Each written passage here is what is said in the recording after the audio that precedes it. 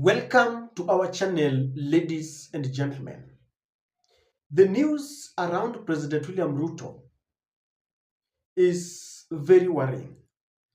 If we are not talking about abductions, we are talking about an acting inspector general that, just like William Ruto, has disregarded court orders. And if we are not talking about the abductions, we are talking about a university funding model that is not working and people are complaining. And if we are not talking about that, we are talking about our airport that is almost sold to an Indian company, the Adani group.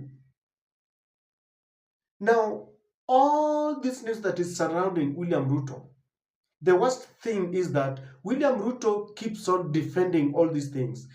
Recently, while he was, I think he met Kenyans who are in China, and he defended the reason why he is selling, or rather, it's called the public-private partnership. He defended that, and he believes that whatever is doing with the Adani group of companies is the best deal ever. Yet, even in India itself, Indians are demonstrating. The new funding model is facing a lot of hiccups and loopholes, and experts are telling him this is not the way to go. William Ruto defends this. On the issue of the abductions, William Ruto is telling us that he is not aware. Yet we have seen people being abducted in full glare of camera. And with all this, sometimes I pause and I wonder, really, do we have a government? And why do some people seek for political seats when they know very well that they don't have a plan? The other problem that we have in this government is someone who can look at the king and tell him, you are naked. We have people who, whenever the king is naked, they will always tell him, you are adorned in your best Sunday, in your Sunday best. Even regarding Gachagua, who says that he is a truthful man, is not truthful, because the Auditor General opened the Pandora's box, if you ask me. And the promises that William Ruto had given, the austerity measures that they had put in place, have been negated. On local and foreign trips, they have doubled. Look at the office of the president, the office of the deputy president, the office of the prime minister. Everything is back to normal. In fact, it's becoming worse. Maybe because he secured the support of Raila Amolo Odinga and he feels that he has now overcome the situation. Well, it might be temporary, but 2027 is coming. Now, today, Rigathi Gachagua, because William Ruto is still outside the country, today Rigathi Gachagua and other leaders met in one of the funerals in a burial ceremony in Western. And as usual, we are at the height of, politics. Now, one man who decided to face Rigathi Gachagua and tell him that things are not okay is a man who has been very consistent. The Kisii Senator Onyonka. And he looked at Rigathi Gachagua and he told him, look here, man, I mean, things are not going the right way. And he told him, go and tell the president that we don't have anything against him. We are against his policies. And he concluded by telling Rigathi Gachagua that this time round, if you're not careful, we are going to deal with you. Kenyans are going to deal with you at the ballot. Kindly take a look. Kwa kazi mnaofanya nzuri. Makamu wa rais, nitamalizia hapo. Wacha sasa niseme mawili. Just the way my brother and my friend Eugene Wamalwa has said, Your Excellency, how can we sell our airports? What is it? How can we take 14 airstrips and give them to an Indian company? Nobody knows the agreement and what has been signed. We have 5,000 employees with the Kenya Airports Authority, and nobody knows where these people are going to go. It's not okay. Tell the president, we have no issue with him. We only have a problem with his policies. Our country needs to be taken care of. We are not taking care of our country. Jambo la pili, Your Excellency, Honorable Gachagua, 2 students, one parent called me, said I have 2 twins. One twin registered exactly the same subject, exactly the same university, exactly the same parents, exactly the same economic condition. One went to band 5, one remained in band 1. Tell me how you solve that. So there is something wrong with this policy, and we are asking the government to change that policy and make sure that poor people are taken care of in our republic. Your Excellency, me, I respect you, I love you. I used to go to TV with you and we would argue and you would tell me, we'll beat you this time. Onyonka, take it easy. Uhuru tunamshinda. Msipoacha hizi vitu KK inafanya na nyinyi this time utashindwa. And I know most of you will agree with the Senator Onyonka, because Onyonka has been very consistent. He has been trying to defend the people, the weak, the oppressed.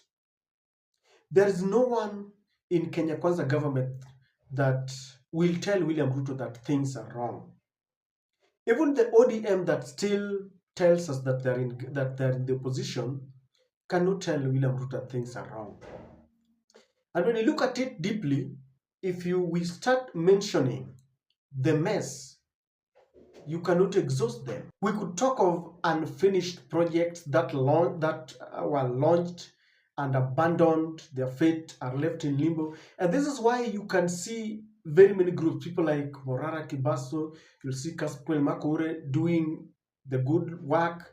They are sensitizing people on the need to have a voter's card to ensure that come 2027, we do what we need to do. We will be expressing our anger, because if you are not angry by what is happening, then I can assure you that we want to make any change. I want people to get angry and ensure that we have a voter's card, wake up in the morning, ensure that 2027, we are not going to listen to William Ruto telling us that they have reduced the prices of basic commodities, because I know he will do that.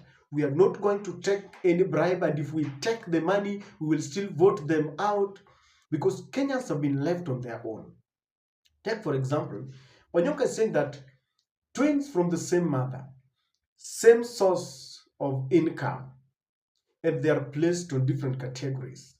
And this tells you that they don't even have statistics. Where you come from, how much your parents earn. They just do things in a very shambolic way. This is why I'm saying that Kenyans are tired. In fact, people are just hiding their anger. And if William Ruto thought that by making that makeshift broad-based government, he's safe, he's not. Because things are boiling nicely. You can see people like Jimmy Wanjigi, and I'm not talking of his character, I'm just saying of what he's doing to ensure that Kenyans are liberated. You see all those groups, the Law Society of Kenya, you see those who have decided that we are not going to allow this. Is there anyone to tell the president that things are wrong? There is no one. Even the people who have joined him, we will not tell him, because they are working for certain powers. The executive will not listen to us. They will be listening to the IMF. I'm now being told that IMF is responsible for the mess in the education sector. Why?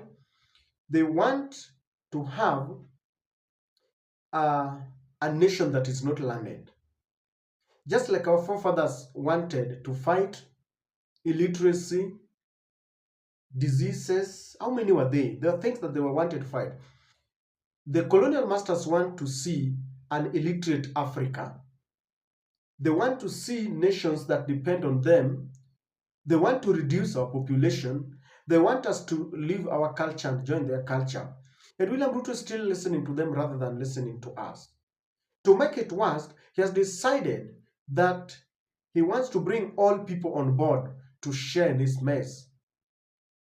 And I feel, ladies and gentlemen, that we need to ensure that things don't get out of hand. I sometimes feel that people should have gone on with the demonstration. Gen Zs had really fixed William Ruto. And the people I blame are the people who infiltrated Gen Z's demonstrations, that they wanted to overturn William Ruto so that they occupy that space. Those are the people who spoiled, because Gen Z's had a plan. They knew how they wanted to do their things. But now, when money came in, and then some people were working underground, things were messed up. What do you think about the performance of William Samoei Ruto? Without looking at your political affiliation or tribal affiliation, what do you think about it? Because Onyonka is telling him, we have nothing against you. All we are fighting are your policies. Well, let me put it this way. Do you think William Ruto has an iota of a policy that is working for us? Because in every sector, if it is in the agricultural sector, fake fertilizer. If it is in the education sector, the money is not coming on time. The university model, funding model is not working. Fake KCPE and KCSE results. I mean, is there any sector that is working?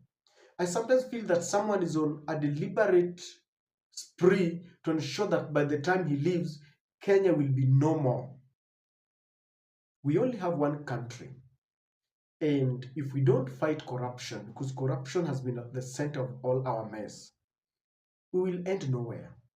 But I still repeat that we need to be very angered, we need to feel very bad, because it is only by getting angry then we stop listening to our de facto leaders. Because today we are suffering, and I know Raila will tell you, if you are following Raila, that we need to vote for William Ruto. Someone will tell you that we need to vote for Rigathi Gachagua because they want to settle political scores among themselves, betrayal here and there. How I wish that we get some fresh blood and we rally behind them with or without money, and we pronounce ourselves to be a warning so that future leaders will also follow suit. Because if we don't rescue this nation today, I can assure you that we don't have a nation for the younger generation. Think about it, ladies and gentlemen.